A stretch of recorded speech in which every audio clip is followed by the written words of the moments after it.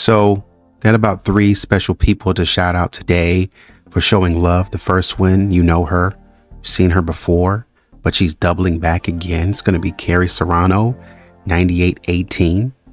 You know her, don't play with her. She's really about her business. Thank you so much, Carrie, for your love, for your donation. The second one is going to be Main Hypnosis LLC, 3294. Again, that's Main Hypnosis LLC. Thanks again, Maine, for your contribution and your love. Thanks for watching. I'm reminded of sort of a conversation facilitated by Maine in which we kind of got under there and we were talking. I'm sort of paraphrasing. One of the people got under there and said, you know, we need to do hypnosis on John to kind of get some of these repressed memories out. And then somebody responded and said, we're going to have to get through John's repressed memories that represses other memories. And I'm paraphrasing, but I thought that was hilarious just because the amount of repression. So anyways, that was funny. That was hilarious. And then last but definitely not least is going to be Barb Nauman 705. Once again, that's Barb Nauman 705 coming through with the big $9.99. I think Carrie sent $4.99. First time Carrie sent $1.99. That wasn't enough. Carrie came through and said $4.99. And then Maine said, you know what, I'll match $4.99. And then Barb said, you know what, let's do $9.99. So, man, I appreciate the love. I appreciate the watching, the contribution. You guys don't have to watch. You guys don't have to be here. You guys don't have to contribute, but you are. And I can't say enough of how much I appreciate the involvement in this channel and in this investigation and contributing your thoughts and your perspectives for sure. So once again, thank you so much. And I hope you like this next video. So just going to be doing a little bit of an analysis on JonBenet today, just through her pageants and stuff like that. And maybe some of her interviews. I might skip through some things just because the possible sensitive nature of it. This video is coming from Tajana. I hope I'm saying that right. About 834 subs right now. Going to go ahead and like the video. And this is entitled JonBenet Ramsey's Voice Compilation. So go show some love.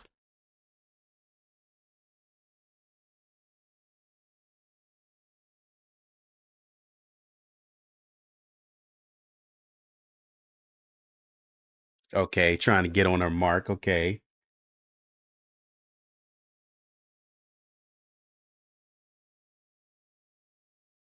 Somebody up there? Nope. Boom. Got to get on my mark. Okay.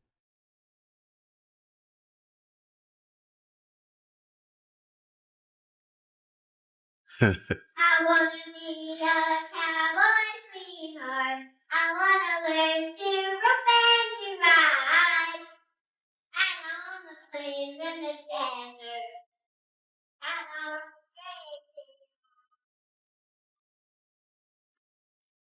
the Very choreographed. Very choreographed. And what this shows you is that she takes direction very well. She is interested in getting it right.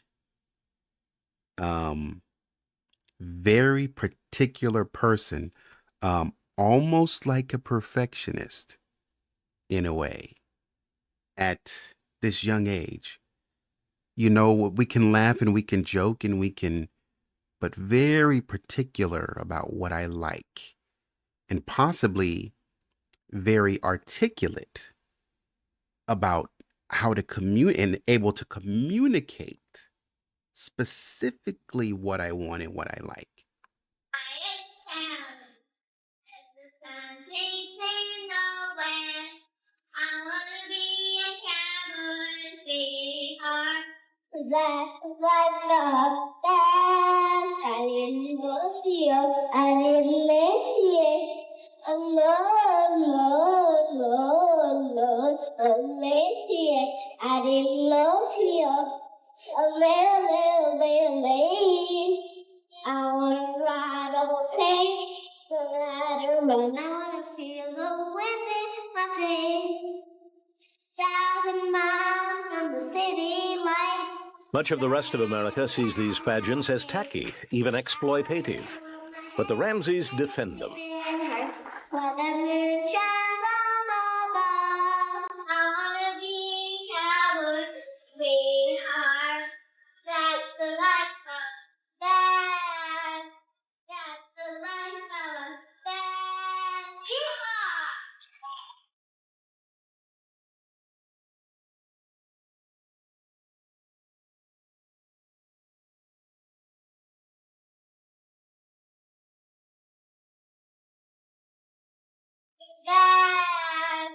That's the life of that. Yeehaw!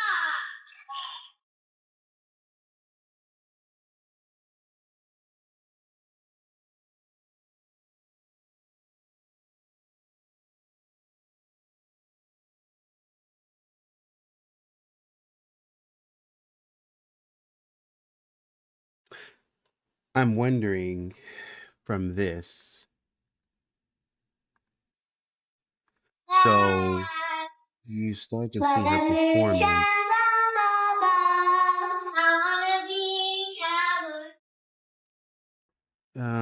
I'm not sure if she's lost energy.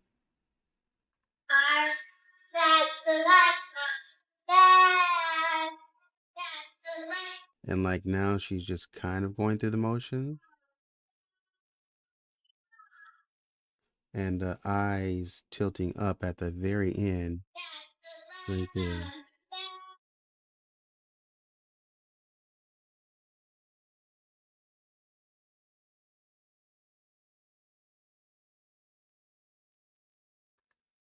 Right there. Tilting up. It's kind of like going through the motions a little bit. And I finish, but I don't see a boom. I'm happy to finish, happy to, I'm done.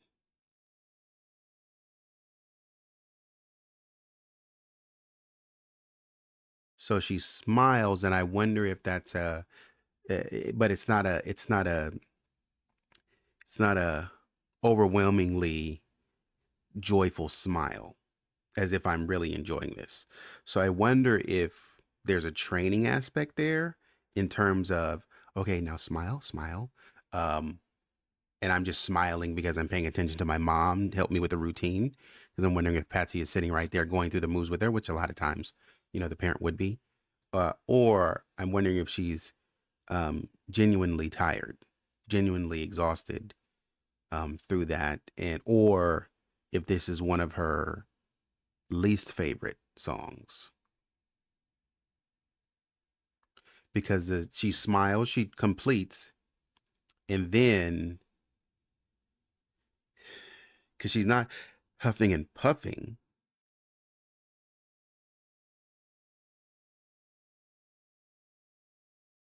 Okay, there's a smile. Okay, it returns. So I'm wondering if that was okay, hold, smile. Not too big, not too big. Okay, now bow and walk off. And then I get the legitimate smile. The ocean, what the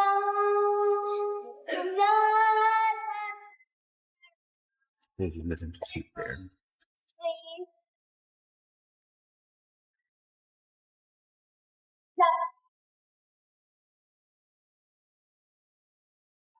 my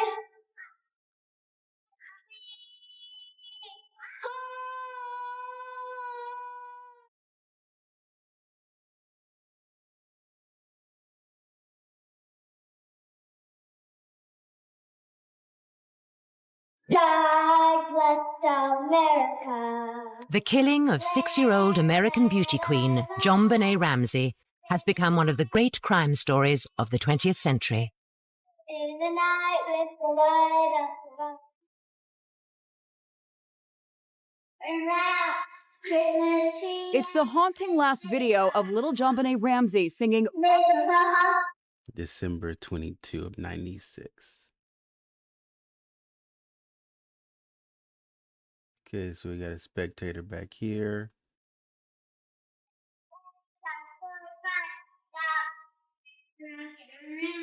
The Christmas tree makes the Christmas spirit.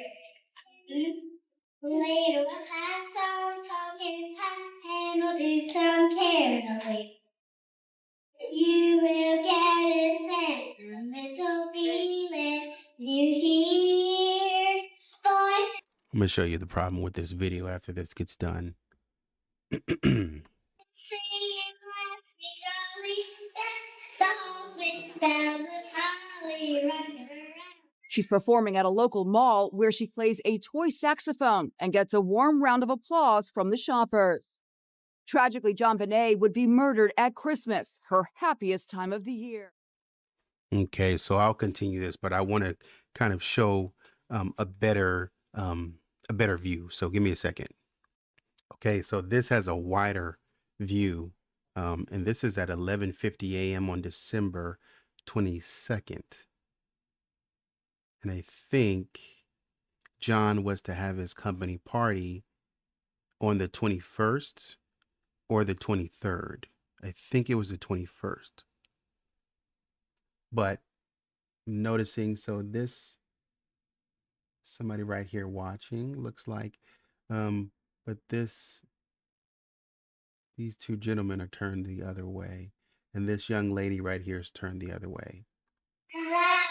Christmas tree. So you see him start to turn around immediately. This gentleman's turned around. She turns around. It's the haunting last video. Turns all the way around. He kind of looked, but he just kept looking that way. But he's engaged. She completely turned around and is now engaged. This gentleman over here is kind of smiling a little bit.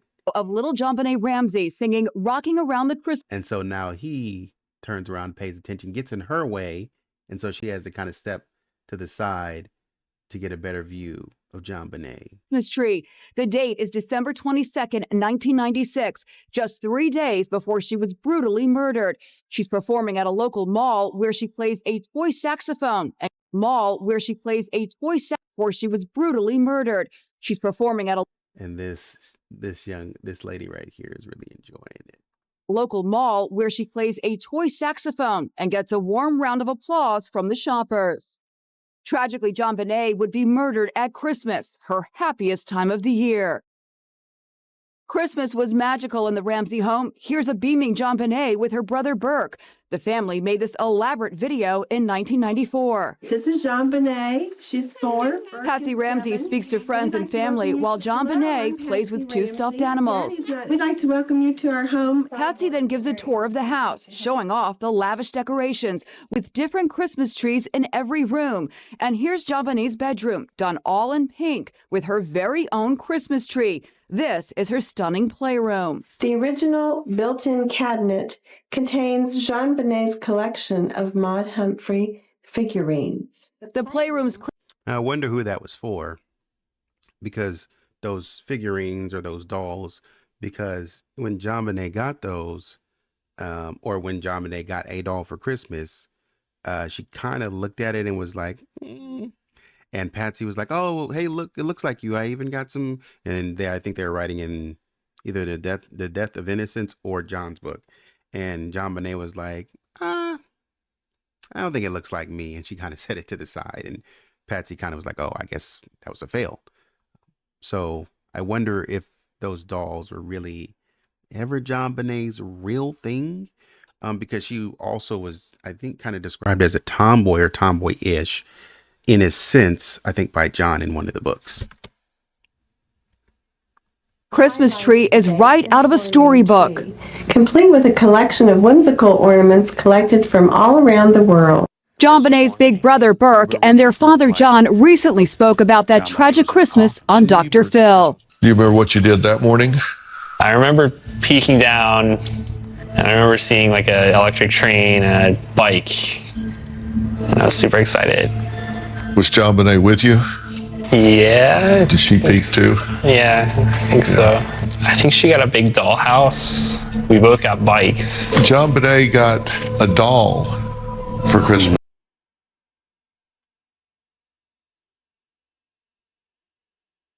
Hmm. You said that you said that. So Christmas morning, and I remember, I think it was John said in one of the books, Burke had gotten up. He went to sleep at a decent time. I think the phrasing was. He went to sleep at a decent time, and then he got up at like midnight, like 12 or 12:30. And I don't think that was this time. I think it was a Christmas prior or something like that. Something like that. But Burke is saying that JonBenet followed him. That tracks. So this is in The Death of Innocence. It's talking about December 25th. Darkness. It's early in the morning. Burke and JonBenet run upstairs at about 6:30 in the morning, jumping on the bed. And then JonBenet shouts, "Come on, wake up. It's Christmas. Yeah, we got to see what Burke bought us. Santa bought us." Burke chimes in, "Hurry up." Previous year, on Christmas Eve, Burke had gone to bed at a normal time and then gotten up at 12:30 a.m. ready to open presents. We tried to explain that Santa was still working his way across the country, probably just now in Georgia. You must be sound asleep until morning to make sure he stops by.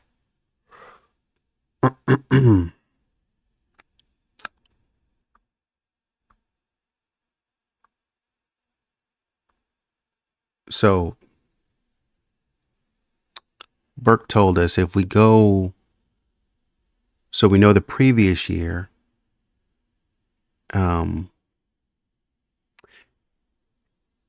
it's almost like a thing to move the time.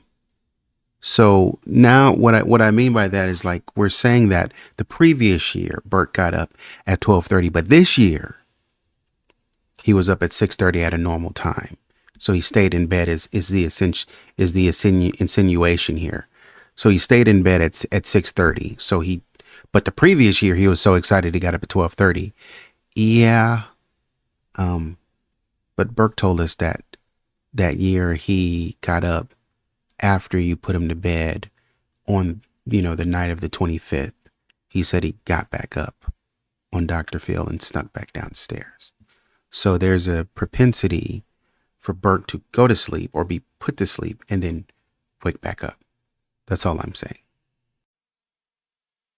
And I think your dad had said he used the flashlight that night to put you to bed, and then you snuck downstairs to play.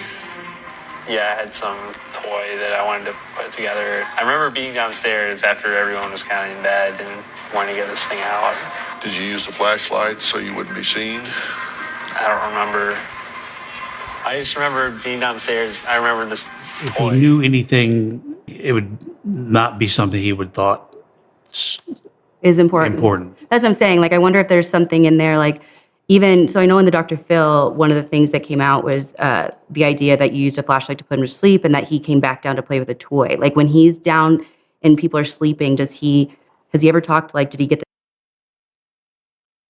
You used a flashlight to put him to sleep. Why? You guys have lights in the house. Why are we walking around in the dark using flashlights? JonBenet's room is on the other side and completely separate. And then you can turn on the lights for Burke. Do whatever you need to do. That also begs the question, did you need a flashlight to put JonBenet to bed? And if that's the case, what did you do with the flashlight after you were done with it? Did you leave it on Burke's nightstand and then walk away? Where did the flashlight go? The sense that someone else was in the home? Did he hear anything? I don't know how long was he up? No, we've never asked him that. I don't know.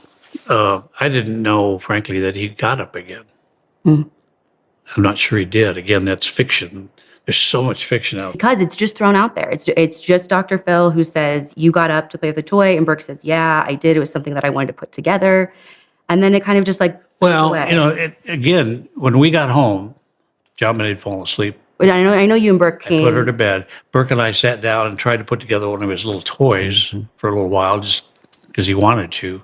Right. And then he went off to bed. But you're saying like that whatever Dr. Phil said and Burke said on the show, he didn't come back down? I didn't know that he came back down if he did. Does stuff like that make you want to be like, oh my gosh, maybe there's something he knows? Burke would have said something if something was weird, but okay. He may have misunderstood the question too. You know, I have to say shout out to TikTok user, and I'm going to spell this out, BDI, BDI, JDI, PDI 1996. Because essentially that's the three camps. Well, that's the three family camps. BDI, JDI, BDI 1996. But I have to say shout out to this individual because I was looking for days for this interview. And when I say it is hard to find this interview, I think this one was the first one. And I wanted to hear Burke say, and I have CBS quoting it. Their article says, Burke Ramsey, I remembered being downstairs after everyone was in bed. And I thought this was a crazy line just because, I mean, Burke Ramsey watched interrogation tapes of police and a child psychologist interviewing him nearly 20 years ago. At one point, he was asked to draw a picture of the family in which he drew his mom, his dad, and himself.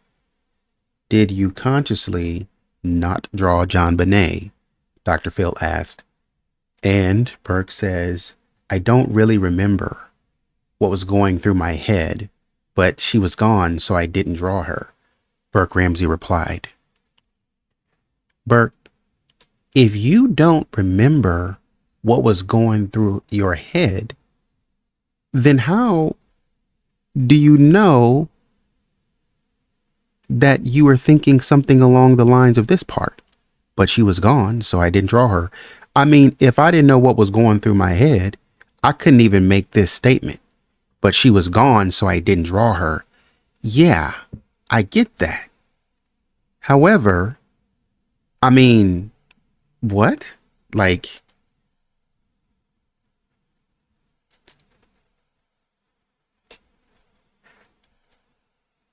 help me out here. I stopped drawing my sister. It's not a family portrait, right? Like when Beth passed, can't take a picture with Beth anymore. Yeah, but if you ask me to draw a picture, I would, my sister who was recently deceased, I guess, I would just, who I'm here to talk about, I would leave her out. Maybe. I wasn't a child psychologist. I mean, I wasn't there.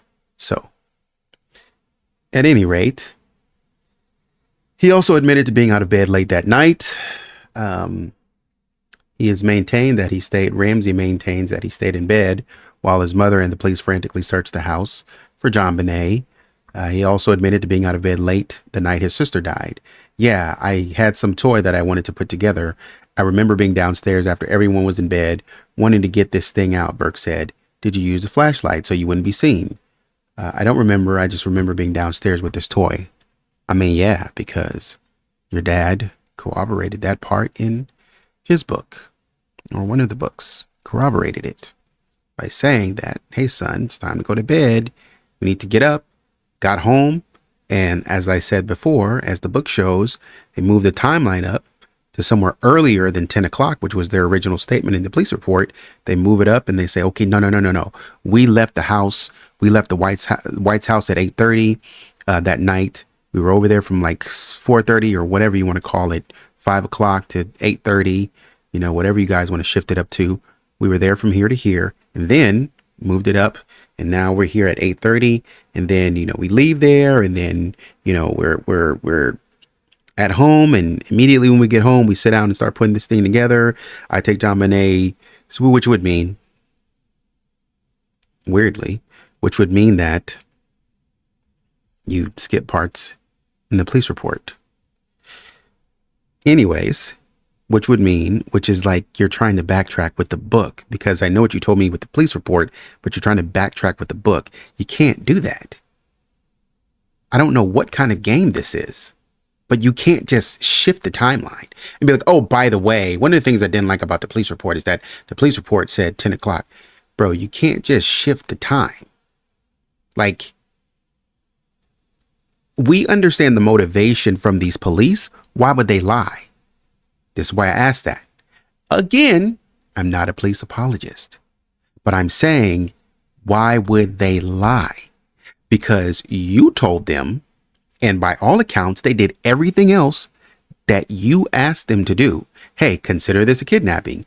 Even though the woman on the call 20 years later, she finally comes out and says, I thought the call was kind of funny from the get-go. She was like, yo, and we're going to listen to the call again just to make sure. I thought the call was kind of funny, but hey, whatever. I sent a guy over. The heck? The cops show up and consider it a kidnapping. At any rate, they bring in victim advocates to help you, and they allow you to contaminate the crime scene. They just let you do it. Only when they got suspicious. Now, that's when it became a problem. When they got to when everybody, it was just the Boulder PD, you know what I mean? When everybody got suspicious, that's when it became a problem. That's weird. We know that. Anyways, John says, hey, we did sit down and put the toy together, but it was much earlier than that. Well, even if it was, let's go with 8:30 and then 9 to 9:30. You get him in bed at 9:30. But apparently he snuck back downstairs at some point after you went to bed, right? I used to do the same thing. I would wait for my parents. I would fake sleep. Parents would come in the room. I'd have my eyes closed, right? Kids do that all the time. You understand that. You have kids, right? They act sleep. I'm not sleep. You go downstairs and go sleep or whatever. I get up and I sneak to the playroom. And I turn on the Xbox, right? I mean, that's simple stuff. I leave the door cracked. I leave the game in a certain position. I save frequently just to make sure, and I leave my door open so that all of a sudden, my dad likes to stay up late. So he comes out of the room, boom, room was downstairs. We were upstairs. And so I hear my dad coming, or I hear his door close, boom. I get up and I jet to the room. Dad is coming. I lay in bed. I hear Dad come upstairs. You can hear the stairs. Hear him coming upstairs.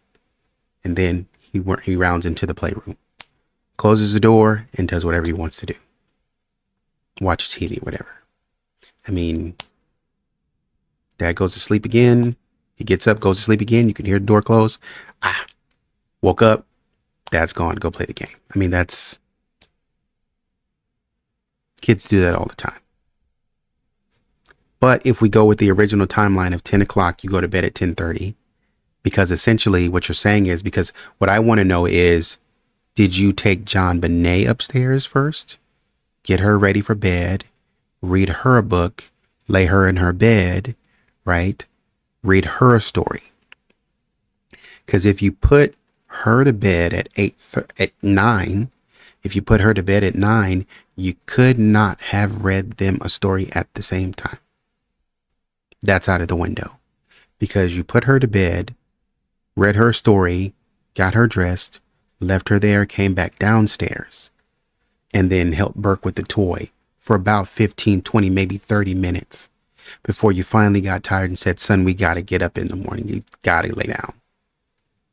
And with Burke's proclivity to get up in the middle of the night, and whatever toy this was that he just had to put together, it was too good. So he wakes back up and says, 10:30, you go to bed. He says, okay, Dad, absolutely. I will go to bed. So at 10:30, y'all go upstairs. Maybe you read him a book, and as you said in the book, you kiss him on his forehead. You tell him you love him. Son, you're a great son. I love you. And he says, I love you too, Dad, according to what you say in the book. And then you leave and go to bed on the 3rd floor. Burke gets up. He waits till there's no more movement, gets up, and goes back downstairs. The possibility then that JonBenet gets up and follows is there as well, because JonBenet likes to follow her brother. Like, that's all I'm saying anyways.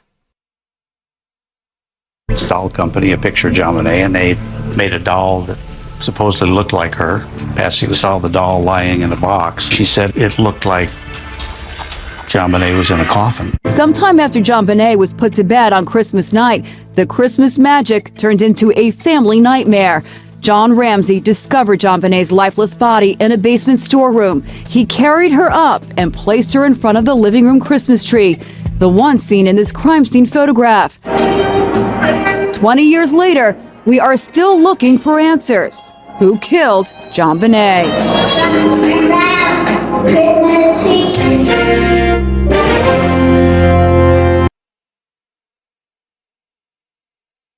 Having a great summer. Wish you were here. Name and how old you are. My name is JonBenet Ramsey, and I'm 5.5. 5.5. Okay. Pick one. Do next. Okay. What is your favorite animal at the zoo? The monkeys, because they laugh and stuff and hang around. Hi, JonBenet. Hi. What is your Name and how old you are. My name is JonBenet Ramsey, and I'm 5.5. 5.5. Okay. Pick one. Do next. Having a great summer. Wish you were here. Having a great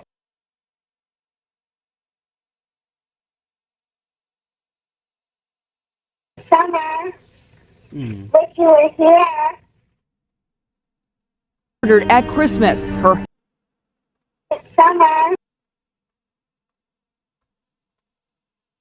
Having Her hair looks dark right here. Her hair looks darker. a great summer. Wish you were here.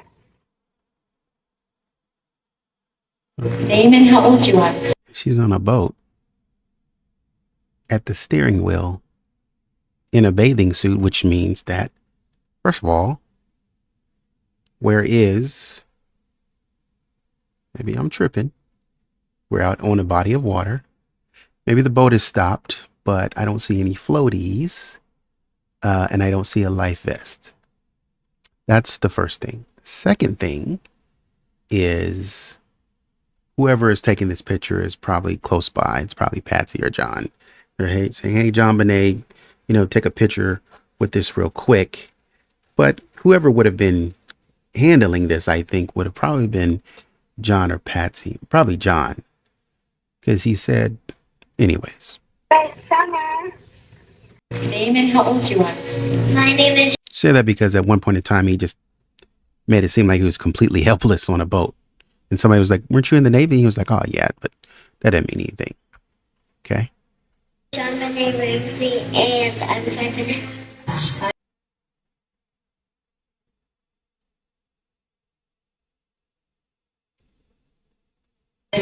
Okay. Pick one. Do next. Okay. What is your favorite animal at the zoo? The monkeys because they laugh. She's very articulate at this point. Her words can now be clearly understood. And apparently John and Patsy did a good job of putting a certain kind of language into their children. You can hear it when Burke is talking in some of his interviews. It's a very mature way of talking.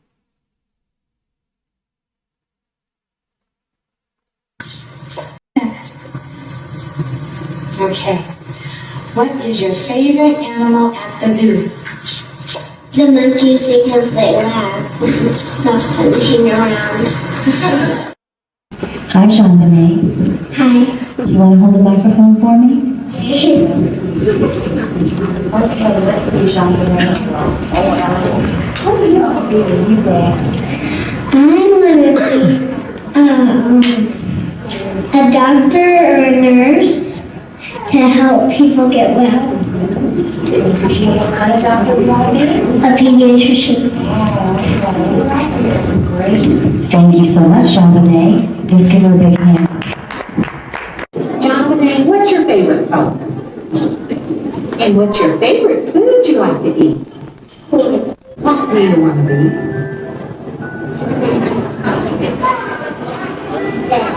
Veterinarian?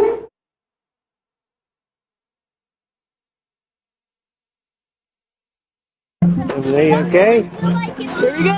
Whoa! Made it. And what do you think about that, JonBenet? Let's do it one more time. Okay, we'll do it one more time. Okay, so I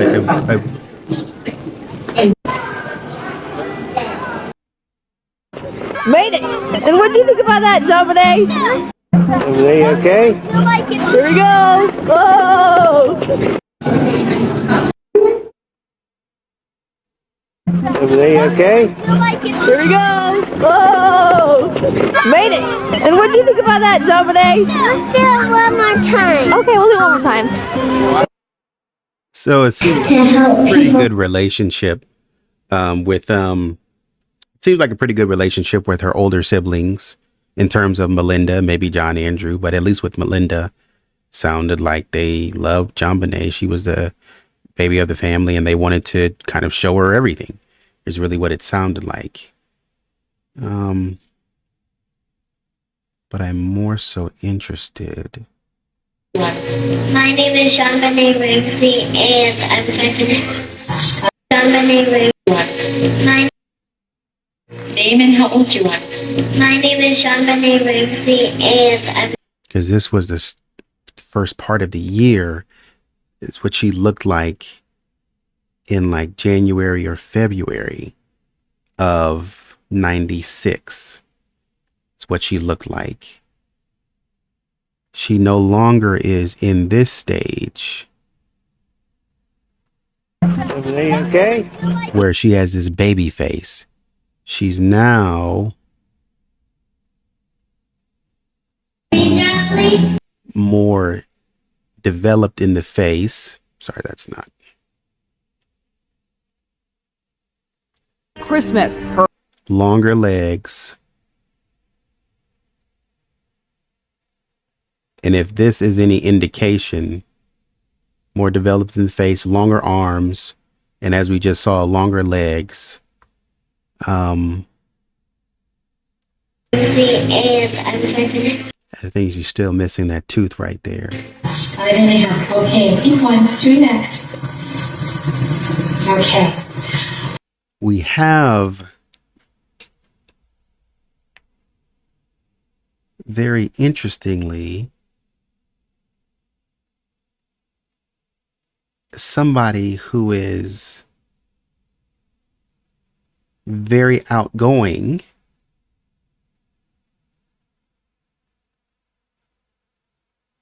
but also somewhat bashful, wanting to be out there in the spotlight, not asking for it, but just being, I'm not asking to be in the spotlight in a sense. She's not asking to be in the spotlight in the sense. I'm not asking to be sort of projected or paraded, but the things that I want to do or the things that I like doing just so happen to be in the spotlight. I mean, honestly, she never had to do pageants, and I'm not saying that they're wrong for putting her in pageants. I mean, it's not my kid. I can't tell you what to do with your kid. I'm not saying that they're wrong for putting her in pageants. I guess pageants aren't the only thing that she could have done to sort of get that sort of extrovert energy out, or to do something with that extroverted energy. She never had to do something like this. I don't think there are other things that she could have done, but there's a bashfulness and almost like a tendency to hide behind, in a sense, either her mom or her dad, but most likely her mom.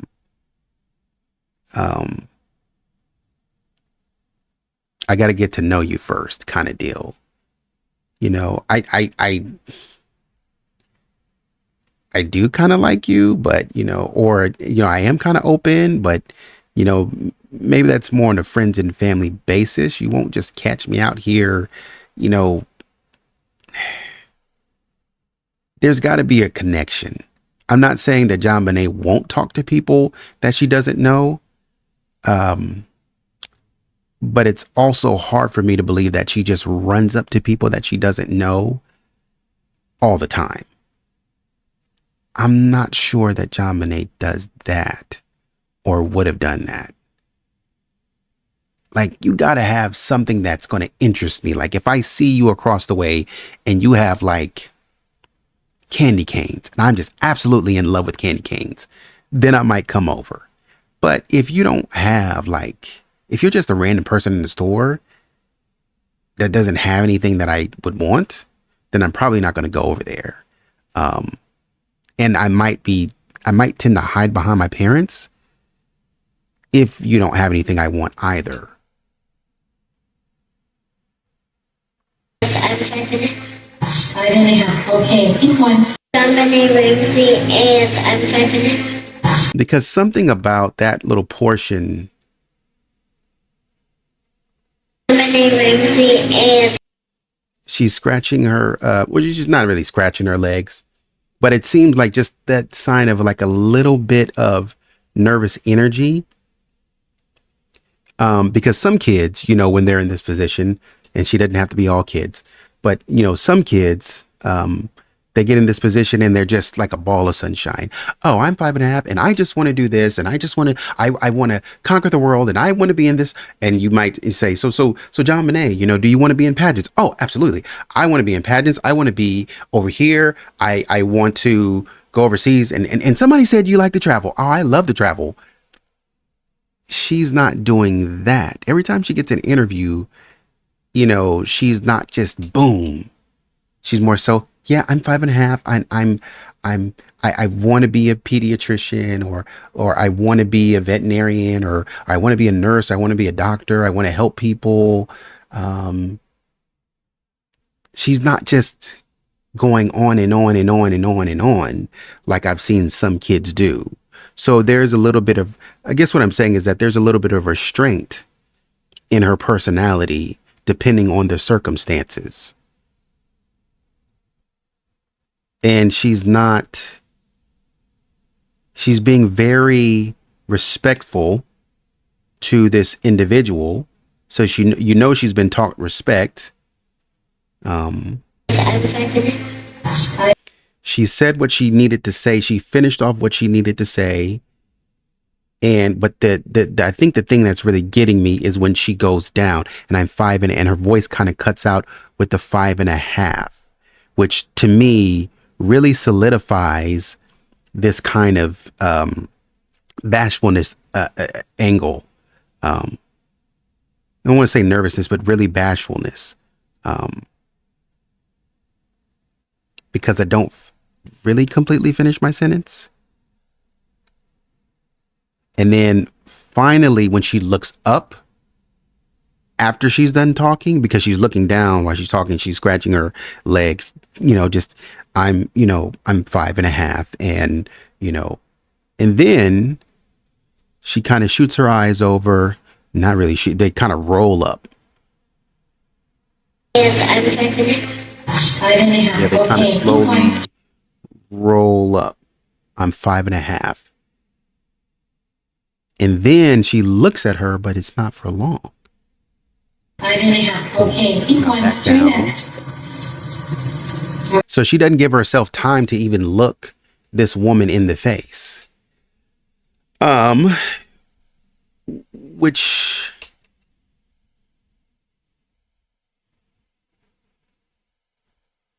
is interesting in a sense. And I know the card was right there. I know, she gave her these cards and stuff, but she didn't really give herself time to look the woman in the face and say, and converse with her. She looks up and then she immediately looks back down in a sense.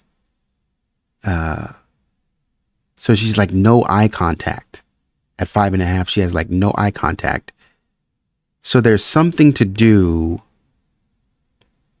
with being very respectful, extremely respectful to an adult figure. Some kind of training to be extremely respectful to an adult figure. So if you send her to Mr. Santa Claus or something like that, or you send her to an adult's house and she sits on the adult's lap and they say, hey, JonBenet, like, maybe Patsy takes her over to Susan's house and Susan sits her on her lap or something like that. Hey, JonBenet, how you feeling today? And she'll be looking down and say, good. How's this and that? Oh, great. I did my homework for school and that was fun. But there's not a lot of talking, like it's not forthcoming. Because I guess this is interesting to me, because I guess I would have thought that JonBenet, from what I've seen, she's a spark plug. She's a firecracker. Absolutely. But she's not that kind of spark plug. She's not that kind of firecracker. She's not off the rails. She's not unhinged to where you're like, yo, she was just a wild child.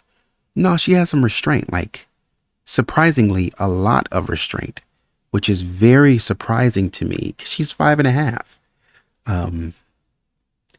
And so while she's interested in doing her own thing and just being the life of the party, and while she's around friends, I would almost say that if she were to get older, she would be this ball of laughs with her friends. Say if she was in high school, she would be this ball of laugh with her friends, doing crazy things. And oh my God, JonBenet, don't do that. But then when this guy comes up to talk to her, she's like really just awkward and like, JonBenet, like, yo, I see you talking everywhere around school. And all of a sudden this guy comes up and talks to you like, what's happening? I don't know. I just get nervous. It really, really, really, really reminds me of my niece. Because my niece is kind of like that. Yo, she can roast you all day. She would, like, with her friends. She's on TikTok. She's dancing. She's doing this and that. But when, you get her in front of somebody that she doesn't really know, she's like this. So that tells me something about the environment, whether it was Patsy and John, or if it was the extended family, grandmothers and grandfathers. And we know that in, her paternal grandmother was gone before she even was alive. Her paternal grandmother was gone in 78, 79, 78, I think. Her paternal grandfather was gone in 92. And then the maternal grandmother was gone in 2001, and the maternal grandfather was gone in 2020, I think. So anyways, so somewhere along the line, that discipline is coming in.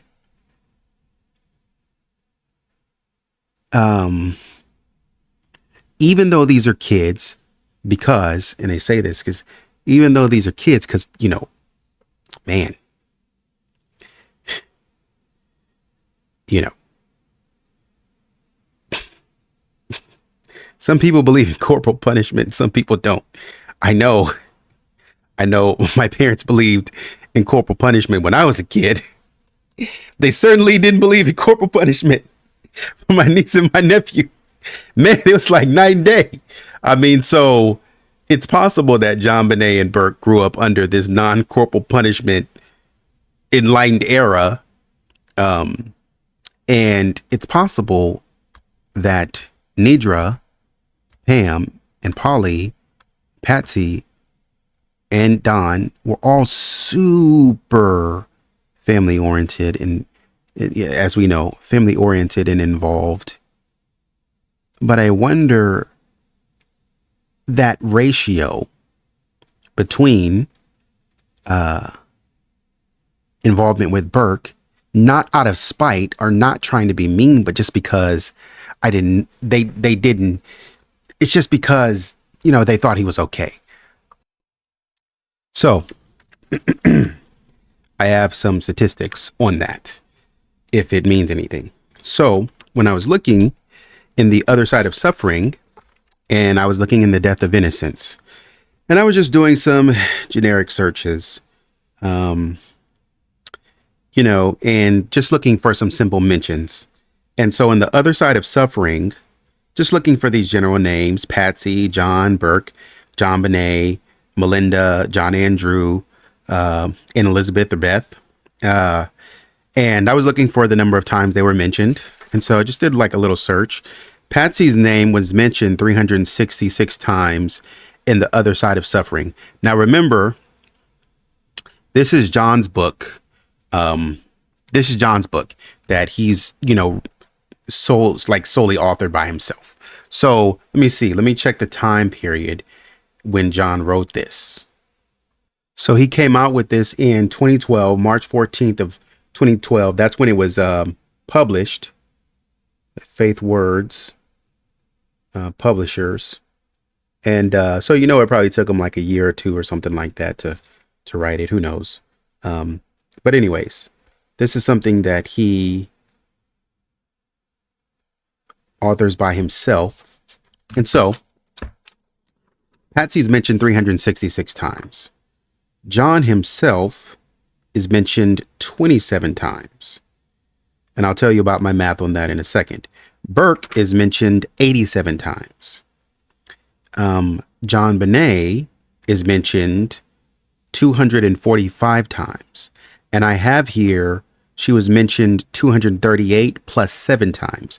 And what I mean by that is she has a nickname in The Other Side of Suffering. And her name in The Other Side of Suffering is Johnny B. And so 238 times under the name JonBenet and 7 times under the nickname Johnny B. So about 245 times that I can count. Melinda was mentioned 10 times. John Andrew was mentioned 24 times. And Elizabeth or Beth was mentioned 70 times. Okay. So in The Death of Innocence, Patsy's name is mentioned 518 times.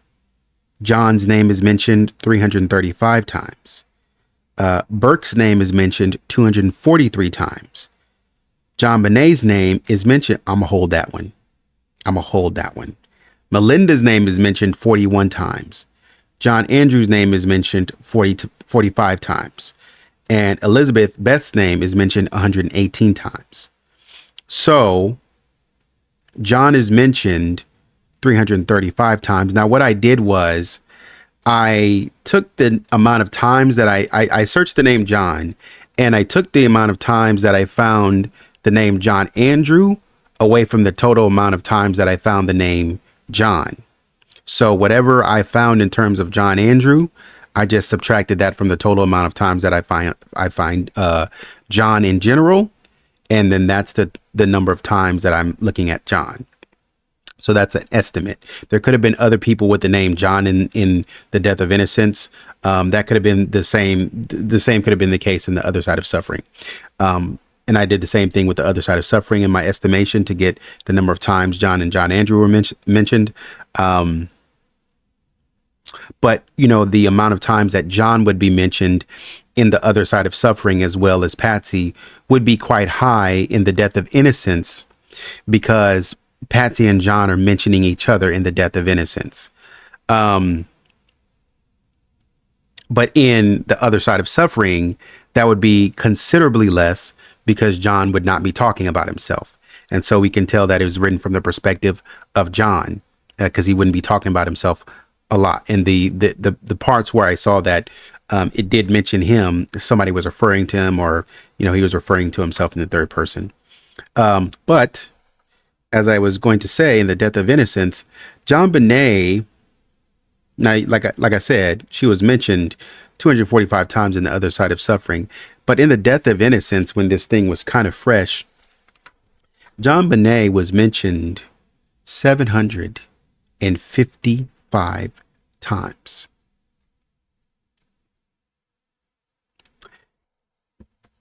$755. That's crazy, because that's almost 755 15th Street. That's really weird. I didn't think about that till now. But 755 times by my count. If I do my ratio calculations, if I just look at that and I say, okay, in The Other Side of Suffering, 245 divided by 87.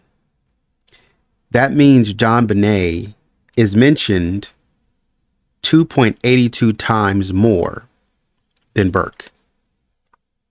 Nearly 3 times more than Burke. And this is in The Other Side of Suffering, when John is writing by himself. And why is this important? This is important because in this moment, if there is to be some sort of equality, I think, and if we are writing from the perspective of, I love both of my kids equally, I love all of my family equally. If this is not a book about JonBenet, then I love my family equally. And I will write from the perspective of, you know, I love my kids. My kids always did this. I would always see my kids doing this. I had this family. That would be in my writing a lot. But you have 245 mentions by yourself in your book alone to 87. Okay. But, you know, it doesn't change much when you look at The Death of Innocence. 755 compared to 243. That's 3.11 times. So JonBenet is mentioned 3.11 times more in The Death of Innocence. And I know it's fresh. So they probably want to mention her more. So I know it's fresh. But significantly more times. And what's funny is Burke mentioned that, you know, he was like, hey, you know, my sister wasn't there anymore, so just didn't draw her. Well, your dad apparently has not forgotten his daughter, because, as I said, in The Death of Innocence, and this is what we talk about when we say that death has a significant, or should have, especially one like this, should have a significant impact on you to where you talk about it and you remember it. very vividly. I understand forgetting things, but John, in The Death of Innocence, they mentioned Beth's name 118 times. Melinda was mentioned 49. John Andrew was mentioned 45. Just going to do the math here. Combined, that's 94 times. Beth, who is passed away at this time, was mentioned 118 times. Where Beth is not even around by the time The Death of Innocence was written. The Death of Innocence was written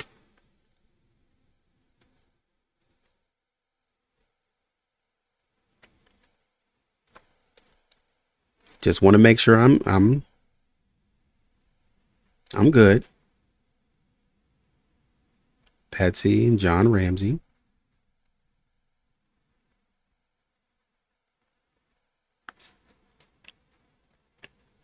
Published originally in 2000. If Beth dies in 92, that's like 8 years. 7-8 years. Because I think they got news that John's father passed first. And then later on that year, I think Beth passed. But anyways, Beth, in the first book, where we have John and Patsy, we don't know where it's coming from. In the first book, Beth, which was released in 2000, which they probably spent like a year or two working on it. So they started working on it in 98, something like that. So they mentioned Beth, you know, who's been passed for 6 to 8 years at this point. By the time they get the book out, get edits and everything, they mention her more times than John's other two children. But then, so we know who it's coming from. In the second book, In the Other Side of Suffering, she's mentioned 70 times. Again, this is in 2012 when so we'll say 2010 when he starts working on this book. So 2010 minus 1992, that's 18 years. So 18 years later, John still mentions Beth more than he mentions his other two kids from his first marriage in the second book. And why do I make this point? I make this point because John finds a way to include the memory of Beth in both books, mentioning them over. Now, am I saying that, she's more important than the other kids? Am I saying that he thinks that? No, I'm not saying that. What I'm saying is that Beth may have been more on his mind because she was his first kid. And so she holds this special place in his heart to where I can't forget her. So she ends up in these books more times than the other children because John is recollecting conversations that he's had with Beth. I think one conversation that he had was him wanting to go look at boats or something like that. And she was like 18 or something. And she really didn't want to go, but when he was like, hey, who wants to go look at boats? And everybody just kind of looked around and was like, and Beth was like, I'll go, Dad. We'll go look at some boats. And so he was like, that was Beth, my ride or die, my road dog or something like that. And so, she was very close to him. Understandable. And so when I hear a brother talk about his sister, and everybody grieves differently, we understand that. But when I hear a brother talk about his sister, and in 2 years, almost maybe, when we're getting in these interviews, within 2 years, he's not drawing her in pictures. He's saying things like, oh, I've forgotten about her already.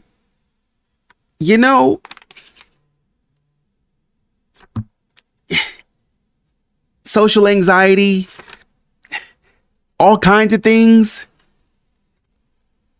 I get it. I really do. I do. I get it. But is there, I guess what I'm saying is that, is there no self-restraint as an older person?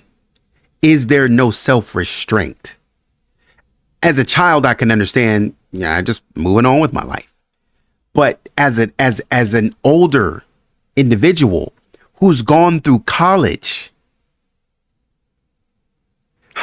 who's going through college, we can see here that JonBenet has some sort of restraint and respect and reverence for older individuals, which means that she has some sort of respect for people. So I would also, so there's some common sense there. I would also expect that same common sense that I've been taught to Burke. And he gets on Dr. Phil's show and says, she wasn't there, so I didn't draw her. What do you expect me to do? Essentially, how it came off to me, essentially like, you expect me to be drawing my dead sister? You expect me to be reverencing the memory of my sister? What? Why would I do that? I don't know why it was. I mean, what I would have expected to hear, what I would have at that age, 2016, 2016, the interview was done. He was 29. I would have expected some intellectual growth enough to say, I don't know, because these answers seem kind of adolescent. They seem that way.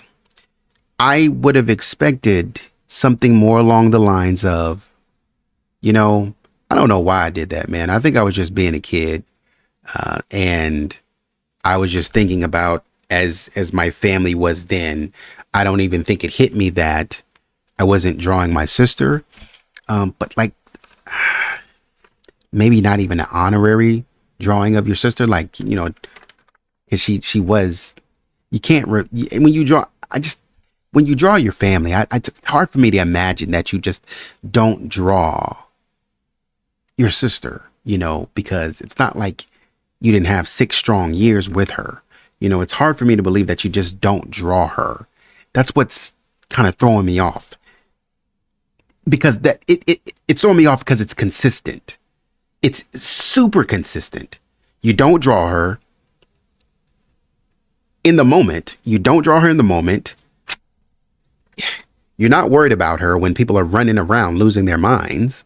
The cops coming in, your mom's coming in. You're like, did y'all go look in the basement? Maybe she's down there or something like that. I don't know she's dead. Oh, okay. I guess that is sad. I definitely would cry for that. Absolutely. But saying things like I'm just moving on with my life and then going on and then 20 years later saying something to the effect of she wasn't there, so I didn't draw her. That's consistent, my brother. Brother, that's consistent. Like, you consistently are disregarding her memory.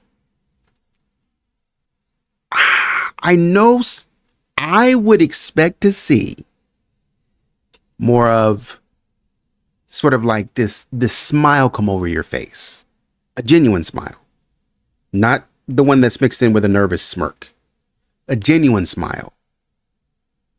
I would like to see your mouth widen and your cheeks rise, and I would like to see the bags under your eyes, or whatever, the character on your eyes. I would like to see that change. I would like to see a genuine smile come out and say, okay.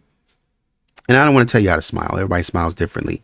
Anyways, I would like to see indications of a true smile. Everybody knows what that looks like for them. When you're talking about the memory of your sister, do we have legitimate, interviews or interviews with you legitimately talking about your sister in a favorably memorable way? Like, man, I just remember, man, she was the greatest. She was the best. She was awesome, man. She was such a light, I haven't seen it, but